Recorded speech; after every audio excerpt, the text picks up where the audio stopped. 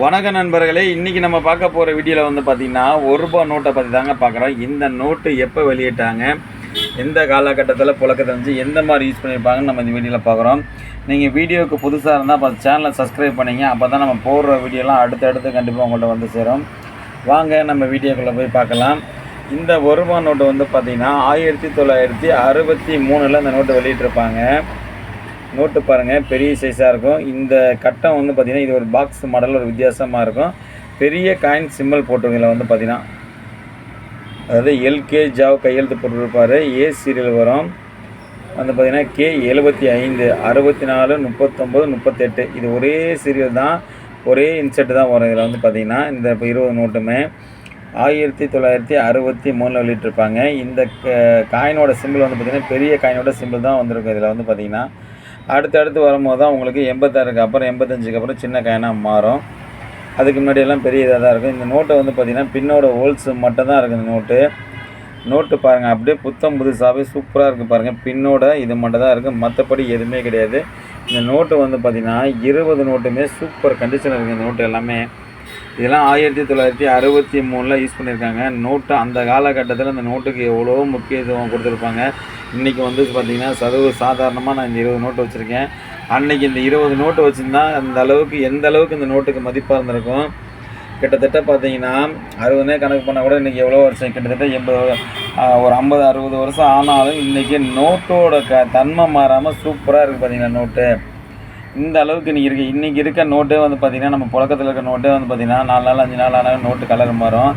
கிட்டத்தட்ட இவ்வளோ நாளாக பாதுகாத்து வச்சு என்னென்னு கேட்டிங்கன்னா நான் பாதுகாக்கலை. இதுக்கு முன்னாடி கலெக்ஷன் பண்ணுறதா இருக்கட்டும், அடுத்தடுத்து வர தலைமுறைகளாக இருக்கட்டும், இதை இன்னும் பார்த்திங்கன்னா நல்லபடியாக பாதுகாத்தா இன்னும் அடுத்த தலைமுறைக்கு இதை எவ்வளோ எடுத்து கொண்டு வைக்கலாம். அந்த மாதிரி தான் இதெல்லாம் ரீசெண்டாக கூட இதெல்லாம் கட்டு போட்டிருந்தேன். கட்டெல்லாம் கூட நம்ம சேல்ஸ் பண்ணுறோம். இதெல்லாம் வந்து பார்த்திங்கன்னா வரும் தலைமுறைக்கு தெரியணும். ஏன்னா ₹1 நோட்டு இப்படிலாம் இருந்துச்சான்னு இப்போ இருக்கிறவங்களுக்கு கூட தெரியாது. ஏன்னா இப்போ நம்ம வீடியோவில் எடுத்து ஒவ்வொரு வீடியோவாக இருக்கட்டும், ஒவ்வொரு பொருள் இருக்கட்டும், எல்லாமே நம்ம எடுத்து எக்ஸ்பிளைன் பண்ணுறோம். இந்த மாதிரிலாம் நோட்டு இருந்திருக்கு அப்படின்னு சொல்லி பண்ணுறோம்.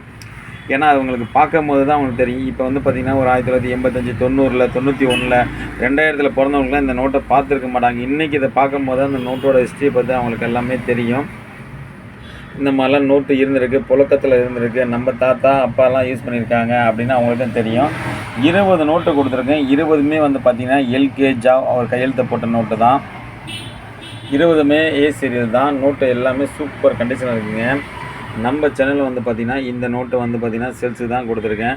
இன்றைக்கி வந்து பார்த்திங்கன்னா நாணய சேகரிப்புன்னு எவ்வளோ பேர் இருக்காங்க. இன்றைக்கி இந்த கண்டிஷன், அதாவது வந்து பார்த்திங்கன்னா நிறைய பேர் வந்து பார்த்திங்கன்னா நல்ல கண்டிஷனில் தான் கலெக்ஷன் பண்ணுறது இருப்பாங்க. நான் வந்து ஒவ்வொரு வீடியோ சொல்கிறத பொறுத்து வந்து என்னென்னு கேட்டிங்கன்னா அதாவது கரன்சியாக இருக்கட்டும், காயினாக இருக்கட்டும், ஒரு கைக்கு நல்ல கண்டிஷன் தான் அந்த காயினை வந்து அந்த கண்டிஷனை வந்து பார்த்திங்கன்னா கடைசி வரை நம்ம மெயின்டைன் பண்ணணும். ஏன் கூட இருக்கிறவரை இருந்தால் என்னை தாண்டி அடுத்தவங்கள்ட்ட போனாலும் அந்த நோட்டை வந்து மடிக்காதீங்க, நேராகவே இருக்கட்டும், கவர் போட்டு வைங்கன்னு தான் சொல்லுவேன். ஏன்னு கேட்டிங்கன்னா இன்னும் ஒரு 50 வருஷம் ஆனாலும் இந்த அடுத்து வரும் தலைமுறைகளுக்கு இது எல்லாமே தெரியணுங்க. ஏன்னு கேட்டிங்கன்னா வரலாறு வந்து அவளை நம்ம கடந்து மறந்து போய்ட்டுன்னு வச்சுங்க, நம்ம வாழ்ந்ததுக்கு ஒரு அர்த்தம் இருக்காது. இது எல்லாமே வந்து பார்த்திங்கன்னா அந்தளவுக்கு இன்றைக்கி பொக்கிஷமாக ஆகிப்போச்சு. இது எல்லாமே வந்து பார்த்திங்கன்னா பொக்கிஷ இதில் கொண்டு போயிட்டாங்க. இன்றைக்கி இந்த நோட்டெல்லாம் பார்த்திங்கன்னா ஒரு நோட்டு பார்க்குறது பெரும்பாலும் விஷயந்தான். ஏன்னு கேட்டிங்கன்னா 1963 இன்றைக்கி ஒரு நோட்டு பார்க்குறது பெரிய விஷயமாக தான் இருக்கும். இதில் வந்து பார்த்திங்கன்னா ஒரு 20 நோட்டுக்கும் போது அது ஒரே சீரியல் 20 நோட்டுக்கும் போது எப்படி இருப்பாருங்க. 1963 அந்த இது ஒரு கட்டில் வந்து பார்த்திங்கன்னா ஒரு நோட்டு ₹1 100 நோட்டு இருந்தால் ₹100. அந்த ₹100க்கு எவ்வளோ மதிப்பு இருந்திருக்கும் 63. சில பேர் வந்து பார்த்திங்கன்னா அப்போவே நாணய கலெக்ஷனில் வந்து பார்த்திங்கன்னா இது ஒரு கட்டாக எடுத்து வச்சுருந்துருக்காங்க. கட்டாலாம் இருக்குது, இன்னமும் இது கட்டு வேணாலும் கிடைக்கும். கட்டாகவே இருந்து அப்போ எந்த அளவுக்கு அந்த நாளிலே வந்து பார்த்திங்கன்னா கலெக்ஷன் இருந்திருக்காங்க, கலெக்ஷன் எடுத்து வச்சுருக்காங்க. இன்றைய கொண்டு வந்து பார்த்திங்கன்னா நாணய சேகரிப்பில் எல்லாருமே வந்து பார்த்திங்கன்னா கலெக்ஷன் பண்ணிக்கிட்டு தான் இருக்காங்க. எதுவும் பண்ணாமல் இல்லை.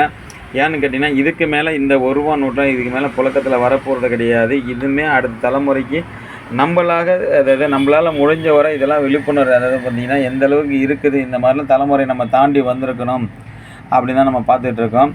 ஏன்னா இந்த ₹1க்கெலாம் அந்த காலகட்டத்தில் எவ்வளோ கஷ்டப்பட்டுருப்பாங்க. இன்றைக்கி இருக்க தலைமுறைகளை வந்து பார்த்திங்கன்னா கஷ்டம்னா என்னென்னு தெரியாத அளவுக்கு இருக்கிறாங்க. அந்த தலைமுறை இந்த தலைமுறை எல்லாமே கஷ்டப்பட்டு தான் அடுத்தடுத்த ஸ்டேஜுக்கு வந்திருப்பாங்க. நாம் முதற்கொண்டு இந்த மாதிரி நோட்டெல்லாம் இதுக்கெல்லாம் நான் வந்து அதுக்கப்புறம் வந்து நோட்டை தான் யூஸ் பண்ணியிருக்கேன். அந்த மாதிரி நோட்டை பார்க்குறதே ரொம்ப அரிதான விஷயம் தாங்க. இன்றைக்கி வேணுமா கையில் எடுத்து வச்சு சொல்லலாம், எவ்வளோ வேணுமா சொல்லலாம். ஆனால் ₹1க்கு எவ்வளோ ஒரு ஒழிப்பு இருக்குது, எவ்வளோ ஒரு ஒழிப்பை நம்பி நம்ம இருந்தால் ஆகணும் அந்த ₹1 நோட்டுக்கு. இன்றைக்கி சர்வசாதாரணமாக இந்த நோட்டெலாம் பிடிக்கும். அந்த காலகட்டத்தில் இந்த நோட்டுக்கு எவ்வளோ மதிப்பு இருந்த மதிப்பை தாண்டி இன்றைக்கி வந்து பார்த்திங்கன்னா கலெக்ஷனில் இருக்குது. நம்ம சேனலில் சேல்ஸ் தான் கொடுத்துருக்கேன். யாருக்காவது தேவைப்பட்டால் அந்த 20 நோட்டு நீங்கள் எங்கேருந்து கால் பண்ணாலும் சரிங்க, கண்டிப்பாக ஜிபே பண்ணிங்கன்னா கொரியர் பண்ணுவேன். சேனலுக்கு மட்டும் நீங்கள் புதுசாக இருந்தால் இப்போ சப்ஸ்கிரைப் பண்ணிங்க. அப்போ தான் நம்ம போடுற வீடியோலாம் உங்களுக்கு பார்த்திங்கன்னா அடுத்து வந்து சேரும். நம்ம கடை எங்கேன்னு பார்த்தீங்கன்னா பாண்டிச்சேரி அரவிந்த் ஆசிரமத்துக்கு ஆப்போசிட் தான் ரெகுலர் கடையாக இருக்குதுங்க. இந்த மாதிரி நோட்டெல்லாம் வந்து பார்த்திங்கன்னா ஆன்லைனில் லட்சக்கணக்கில் சொல்லுவாங்க. அதெல்லாம் அந்த மாதிரி சொல்லி மக்களை ஏமாற்றுவாங்க. எந்த நோட்டும் அந்த மாதிரி லட்சக்கணக்கில் போகலை. எதையும் பார்த்து ஏமாந்து போகாதீங்க. ஏன்னு கேட்டிங்கன்னா இதெல்லாம் வந்து பார்த்திங்கன்னா ஒரு நாணய சேகரிப்பு மட்டும்தான். இதெல்லாம் வந்து பார்த்திங்கன்னா லட்சக்கணக்கில் போகுது. 750 இந்த வேல்யூ இருக்குது. அதே மாதிரி வந்து பார்த்திங்கன்னா இந்திரா காந்தி காயினுக்கு வேல்யூ இருக்குது. வைஷ்ணவி மாதா எந்த காயினுக்கும் எதுக்கும் ஆன்லைனில் சொல்கிற மாதிரி லட்சக்கணக்கில் அப்படிங்கிற வேல்யூவே கிடையாதுங்க.